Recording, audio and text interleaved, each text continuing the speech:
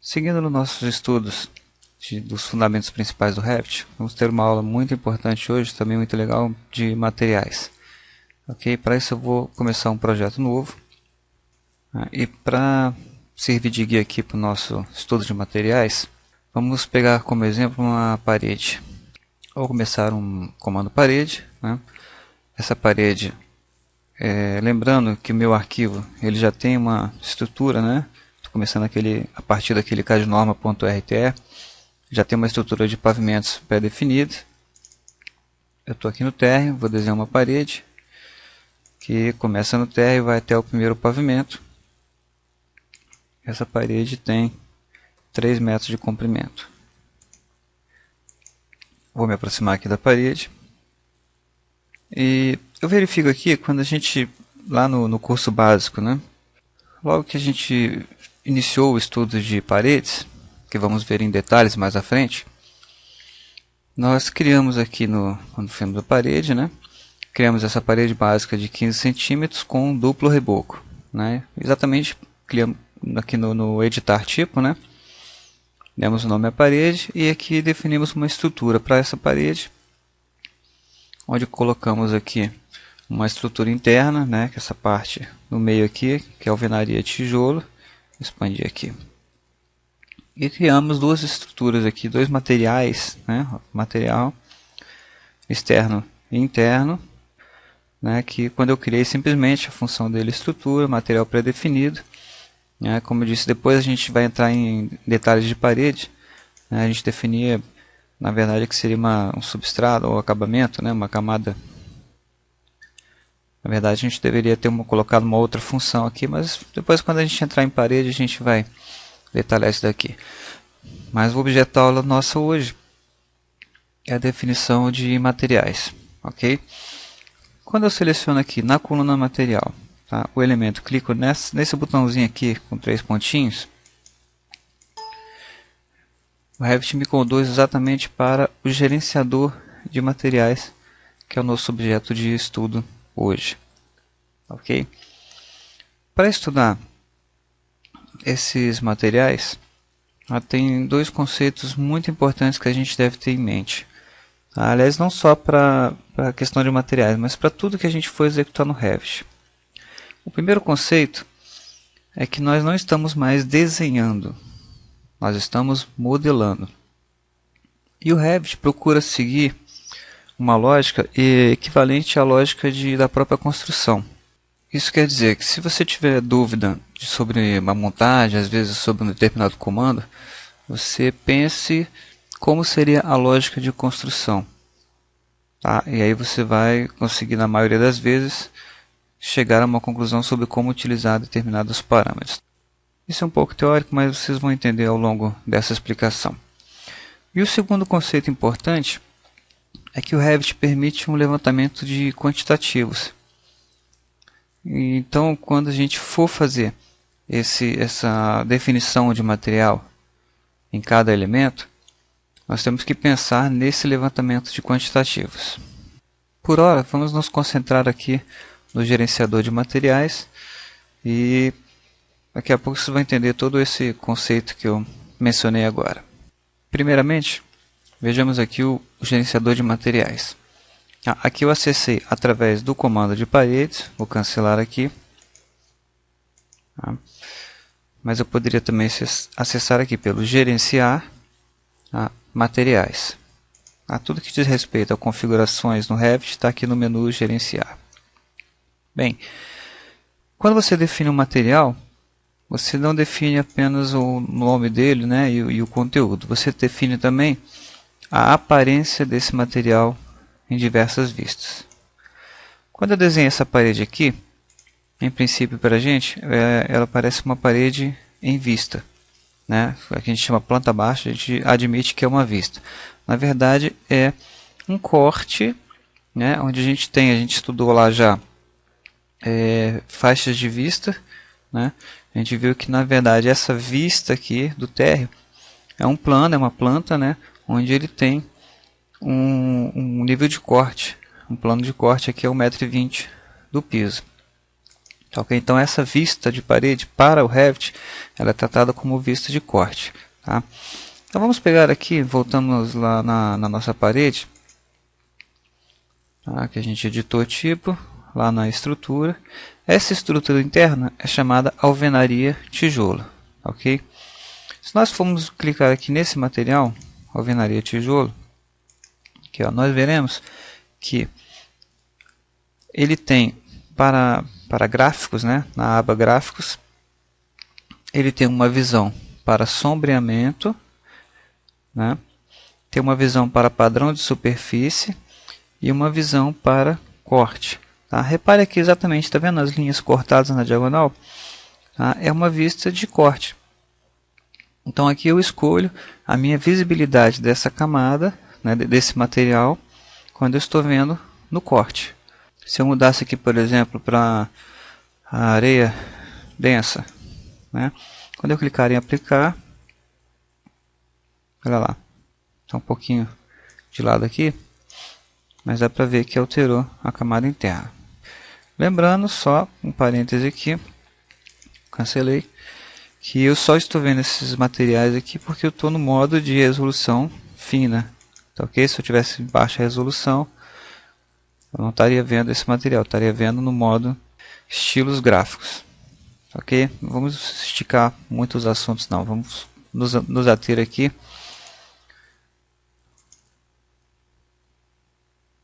em estruturas, né? Esse material externo aqui, ó, material pré-definido, tá? Vamos clicar aqui em material pré-definido. Ele sempre vem para cá, quando você clica no material lá, ele fica sendo o último aqui, tá, na lista. Já esse material aqui, ó, material pré-definido, o padrão de corte dele tá nenhum exatamente isso, ele fica em branco, tá? Se eu mudasse aqui, por exemplo, para um padrão, só a título de exemplo, por exemplo, poderia colocar um padrão sólido, escolher uma cor para ele, uma cor parecida aqui com, sei lá, com areia, né, com reboco, aplicar, tá lá, ele ficaria coloridinho, tá ok? Então aqui eu escolho o padrão de visibilidade para o corte, beleza. No padrão de superfície desse elemento, porque olha só, vamos dar ok aqui, ok. Vamos visualizar essa parede aqui em 3D, tá? Quando isso acontece, o que eu estou vendo? Eu não vou ver a camada interna, que é o tijolo, né? A camada que eu vou ver é a camada externa. Então a aparência dessa parede vai ser determinada pelo material de acabamento, certo? Então vamos lá, editar tipo, estrutura, vou lá na camada, no caso aqui externo ou interno, né? O mesmo material, porque aqui quando eu estou definindo o material, né? Não depende aqui do lado, né? Porque se o material é o mesmo, a visibilidade vai ser a mesma, ok? Esse padrão, deixa eu cancelar aqui para chegar aqui para o lado, para a gente ver, tentar ver ao mesmo tempo aqui.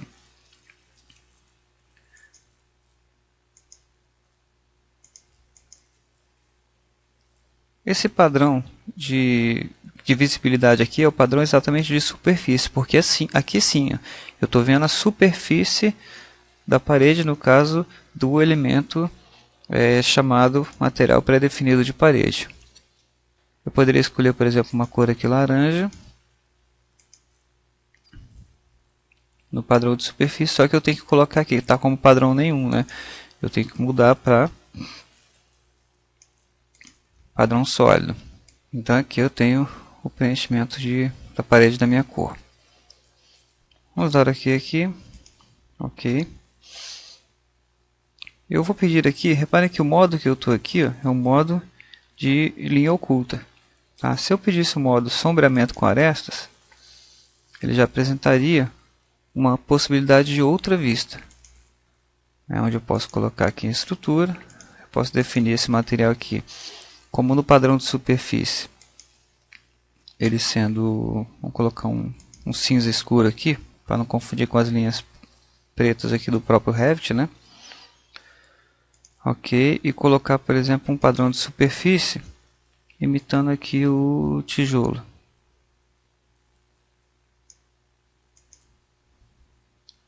Aplicar. Olha, esse aqui é um padrão de superfície, vamos dizer assim, de achurado, né? E aqui eu defino também, ó, o tamanho do bloco. Aqui é o tamanho desse quadradinho aqui imitando o bloco, né? E eu posso também utilizar no próprio, porque aqui além de padrão de superfície, né, eu estou vendo em forma de superfície, eu estou vendo no modo sombreado com arestas, né? Então eu posso utilizar aqui também uma outra sobreposição, além desse traçado aqui de tijolo, uma pintura. Né? Então posso definir aqui, por exemplo, por aqui que ele vai ser esse laranja aqui. Ok, aplicar. Aí eu tenho a sobreposição de gráficos. Né? Ficou um pouco escuro demais. Eu tenho a mudança da minha aparência total da parede. Ok? Aqui eu poderia ainda dar uma transparência, né, se fosse o caso. Né? Por exemplo, um vidro seria mais indicado nesse caso. Né? Não vamos colocar transparência aqui não. Ok? Bom, e aqui eu tenho também a opção de, na visibilidade sombreada, utilizar a aparência de renderização. Tá? Quando isso acontece, esse padrão de sombreamento vai obedecer a esse padrão de renderização que está aqui por trás. Olha, aparência de renderização. Tá? Onde aqui eu vou definir exatamente como ele vai me aparecer quando eu renderizar ou quando eu estiver aqui embaixo no modo realista de visibilidade. Certo? Então poderia aqui até um material genérico aqui, né? Eu posso substituir esse material. Por exemplo, aqui ele volta para as classes pré-definidas de materiais. Vamos ver já já. Por exemplo, posso escolher uma classe aqui. Repara aqui as classes de materiais. Né? Eu posso definir aqui, por exemplo, em cerâmica, cerâmica azulejo. Né? Tem aqui alguns padrões já pré-definidos de azulejo. Vamos escolher esse mosaico aqui. Ok. Aplicar. Tá? Inicialmente não vai aparecer nada, né? Só que essa aparência de renderização, quando eu coloco esse material, tá? Esse material ele já é definido, essa textura, né? Vamos chamar assim, ele já tem a sua própria aparência aqui gráfica, tá, ok? Então ele muda aqui para aparência gráfica, no caso aqui do material que eu selecionei lá para renderização. Tá? Quando eu der aplicar aqui, ok, ok, ok. Se eu mudar a minha visibilidade aqui para realista, tá, lá eu vejo o material aplicado na parede. Ok, essa opção aqui, por que ele virou aqui, né? É uma opção que a gente tem lá também na parede,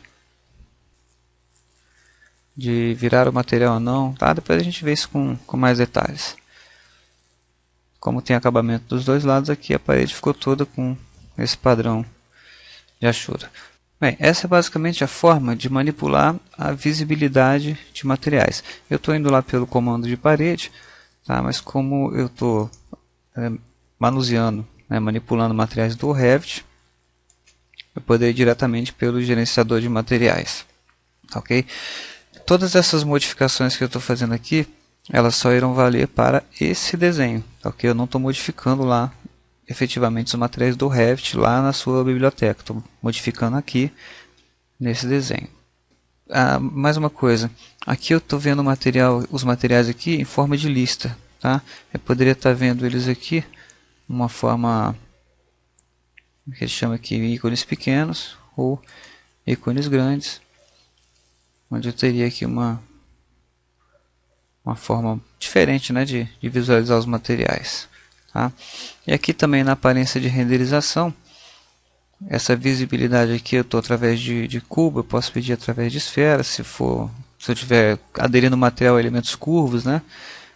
Por exemplo, colocar uma textura num sofá, enfim. Coisas você pode imaginar aí, formas de colocar o seu material. Beleza? Sua apresentação. Vamos voltar para o nosso modo de visualizar listas. Ok? Identidade no material. Você pode classificar esse material. Nós vamos ver logo a seguir. Que você pode, por exemplo, criar novos materiais e escolher materiais de fabricantes. Tá? Você pode, por exemplo, você foi numa loja lá e gostou de um determinado piso, você pode ir lá fotografar o piso e colocar a aparência dele aqui num determinado material, e pode especificar que ele tenha, que seja um material de um fabricante específico, tá? Modelo tal, o custo, se for o caso de levantamentos quantitativos, o caminho, tá? Então, enfim, você pode dar toda a definição bem detalhada do material que você está utilizando. Basicamente, esse é o gerenciador de materiais. As propriedades aqui. Aqui embaixo você tem a opção, que é a que nós vamos ver agora, duplicar, né? Renomear um material ou excluir material da lista. Ok, lembrando, tudo isso só para este desenho. Tem um monte de materiais que você não está usando, não quer que apareça aqui, porque fica uma lista muito grande, né? Então você pode eliminar materiais dessa lista. Beleza? Então esse é o gerenciador de materiais. Vou começar um desenho novo, vou seguir pelo mesmo procedimento, vou desenhar uma parede com a parede básica aqui, de 3 metros. Temos de volta a nossa parede aqui em 3D, no modo de visibilidade de linhas ocultas. Eu vou mudar aqui para o modo realista, para a gente fazer uma outra experiência aqui. Como eu disse lá no início dessa aula, nós temos que manter duas coisas sempre em mente. É a questão de montagem, né, efetivamente, de modelagem da edificação semelhante ao modo como construímos. E a outra é a questão da lista de materiais. Então vamos fazer um paralelo aqui exatamente com relação à lista de materiais. Eu vou aqui em vista, sempre levantamento de tabelas e quantitativos, e aqui em tabelas, levantamento de material. Eu vou colocar aqui, eu vou fazer o levantamento de materiais de paredes, ok? Fase construção nova, clicar em OK, e eu vou colocar aqui material, nome, material volume e material área. Vou fazer uma tabelinha simples, clique em OK.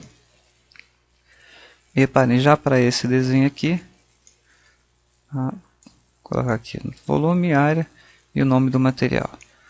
Vou colocar aqui no 3D, né? E aqui estou no menu vista, eu posso aqui, ó, janela lado a lado ou atalho WT, né? Vou fechar aqui essas outras vistas que eu não quero. Clico aqui de novo, WT. E tem aqui, olha, a minha parede e a lista de materiais. Reparem que a lista é automaticamente atualizada na medida que eu altero a parede. Se eu crescer a parede aqui, ó, automaticamente a minha lista é alterada. Vamos voltar aqui. Eu tenho uma ferramenta aqui em modificar, tá? Uma ferramenta muito legal chamada pintura. Tá? Na pintura, eu coloco um material, tá, de acabamento sem necessariamente colocar uma camada sobre a parede. Tá? É simplesmente um elemento de visualização, só que essa pintura ela também vai entrar aqui na lista de materiais. Tá? Vamos pegar um exemplo aqui. Vamos colocar aqui alvenaria, bloco de concreto, por exemplo. Tá? Quando eu estou no comando, pintura, selecionei o material. Quando eu me aproximo dessa face e clico nela, ele automaticamente já adere aqui. E o material que eu escolhi, alvenaria concreto, ele já passa a fazer parte da minha lista de materiais. Só que com espessura 0. Consequentemente, ele não tem uma volumetria, ele tem apenas área. Ok? Se eu for lá na minha parede e editar tipo, repare que a minha estrutura, vou pedir visualizar aqui, continua tendo apenas esses dois elementos, material pré-definido, que é esse aqui, e alvenaria tijolo, que é esse material do meio aqui. Tá ok? Então aqui vai caber um comentário inicial sobre divergências de método de aplicação e utilização desses materiais. Se eu considerar a primeira hipótese, tá, em que eu tenho que sempre colocar uma camada, né? Aqui, por exemplo, se eu fosse fazer essa mesma parede, né, através desse sistema de camadas, eu teria que colocar uma outra camada aqui, né, em estrutura, colocar uma outra camada externa e colocar bloco de alvenaria, né? Ou na verdade, se essa parede fosse só de tijolo, bem, para esse tipo específico de material que é tijolo, né, não, talvez tenha sido até um pouco infeliz nessa escolha. Na verdade, eu não teria estrutura nenhuma, externa nem interna. O tijolo ele é maciço, né, de um lado e de outro. No entanto, se eu viesse aqui em modificar pintura, se eu escolhesse, por exemplo, aqui um material azulejo, né? Um azulejo quadriculado aqui, bonitinho. Eu poderia definir isso aqui através de pintura. Repare que à medida que eu fui substituindo os materiais, né, ele não colocou um sobre o outro. Tá? Que duas pinturas não podem ocupar o mesmo lugar simultaneamente. Ele substituiu o material um pelo outro. Então esse aqui parece ser um método muito eficiente. Por quê? Se eu vier aqui em parede, se eu considerar, né, o primeiro método de parede, que seria o método de colocar camadas, né, eu teria que a rigor colocar aqui um reboco e por fora um revestimento. E na hora de colocar esse revestimento aqui, né, eu teria que inserir um novo material aqui acima e colocar o material, definir como acabamento ou camada de membrana, né, dar uma espessura para esse material e lá nesse material escolher aqui azulejo. Ok. Colocaria uma espessura para 0,005, né, 5 milímetros, que eu estou trabalhando em metros aqui. Apareceria mais um material lá. Bom, o efeito seria legal? Seria o mesmo, ok? Só que qual o problema? Que num projeto eu teria 1 trilhão de paredes diferentes, porque eu teria um material repara, uma parede ela divide geralmente dois ambientes, né? Então posso ter cerâmica de um lado, cerâmica do outro, cerâmica de um lado e pintura. Posso ter uma pintura amarela de um lado, uma pintura verde do outro. Então isso me geraria um problema de ficar toda hora escolhendo qual tipo de parede que eu vou usar, ok? Assim sendo, eu posso optar, tá? E é uma opção interessante, usar esse modo de pintura, tá? Mas de uma maneira um pouco mais categorizada. Tá? É uma indicação, tá? Para projetos simples, você pode usar sem problema nenhum esse modo que eu coloquei agora, ou seja, definir uma parede com tijolo no meio, reboco, e depois ir aplicando pintura, que não dará nenhum problema aqui no quantitativo de materiais. No entanto, imagine uma situação que não é rara, né, de você, por exemplo, ter um filete aqui no meio, vamos supor que seja uma parede de um banheiro, né, que você tivesse um filete aqui no meio, e aqui abaixo do filete, né, dessa linha de azulejo especial, o azulejo seja no vertical e aqui em cima seja na diagonal, né. Então nesse caso você não conseguirá aplicar essa pintura, porque ela só servirá para a parede inteira. Então aqui você terá que fazer material por camadas. Então, como seria esse outro procedimento? Tá? E ele vai ter a ver com aquela primeira ideia que eu mencionei, de você manter em foco, né, o método de edificação. Vamos aqui em parede, né? Estamos aqui com a parede com duplo reboco. Tá? Isso tá ressaltando o que eu vou falar agora, é um exercício, é uma metodologia, tá? Não é uma regra, não é assim que tem que ser, tá? Mas é uma outra metodologia para casos especiais, tem mais a ver com o assunto parede, mas eu considero fundamental para o entendimento da questão material. Tá? Eu vou editar esse tipo aqui, tá? E a partir desse tipo existente aqui, eu vou duplicar. Vou criar, em vez de ser duplo reboco, eu vou colocar reboco cerâmica. Tá? Reboco de um lado, cerâmica do outro. Tá? O que eu pretendo fazer aqui? Eu pretendo criar uma parede, tá? Ela em princípio ela vai ser de 15 centímetros, acabada. Tá? Vou mexer na estrutura dela aqui. E vou colocar, aqui eu vou deixar de um lado o material pré-definido, tá? Que depois a gente deveria mudar esse material aqui para reboco. Só que eu não tenho esse material ainda, teria que criar. tá ok? A gente deve fazer isso lá no CAD-Norma Template, o RTE. Não vamos nos preocupar. Então eu vou deixar aqui no lado externo, tá? Eu vou deixar esse mesmo material com 0.025. Nesse material aqui de baixo, tá? Eu vou roubar 5 milímetros aqui, tá ok? Vou deletar aqui 5 milímetros. Então, consequentemente, essa parede ficou agora com 0.145, tá ok? Ela é uma parede preparada para ser de 15 centímetros, tá ok? Mas eu vou deixar ela com 14,5. Por quê? Porque agora eu vou duplicar esse tipo, tá? Vou duplicar esse tipo, parede básica cerâmica, eu vou chamar de cerâmica sobreposta. Ressaltando, tá pessoal, isso é uma dica, é um truque, tá? É uma parede a mais. O que eu estou criando? Eu estou criando uma paredinha, onde eu vou deletar aqui esse material externo, vou excluir, vou deletar esse material interno, vou colocar esse material aqui com cerâmica, vou colocar aqui um azulejo padrão, tá? Na sequência dessa aula, a gente vai ver que eu deveria ter um padrão aqui, chamado cerâmica padrão, que eu não tenho, vou colocar aqui simplesmente azulejo, tá ok? Um material qualquer. Ok, eu criei essa cerâmica padrão e ela vai ter quanto?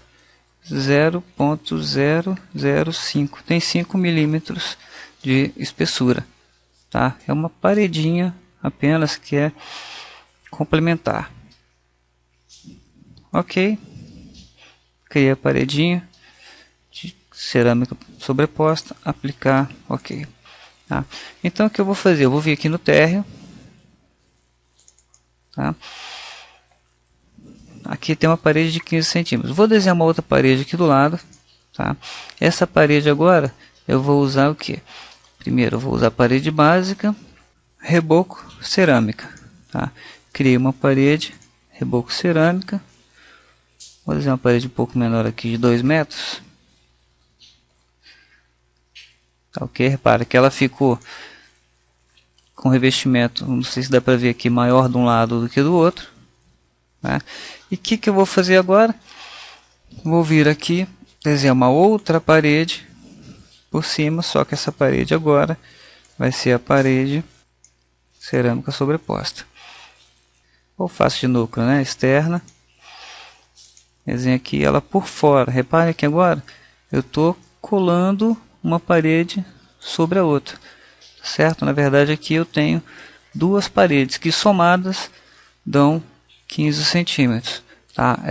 Precisa ter cuidado no utilizar essa parede, porque quando formos utilizar os comandos de fillet, né, temos que aplicar 2 vezes, né, em cada parede.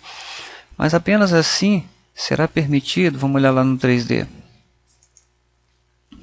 Aqui no caso eu já tenho um material azulejo colado, né, uma parede sobre a outra. E aqui eu poderia, por exemplo, editar o perfil da parede. Editar o perfil dela. E, por exemplo, ter uma meia parede.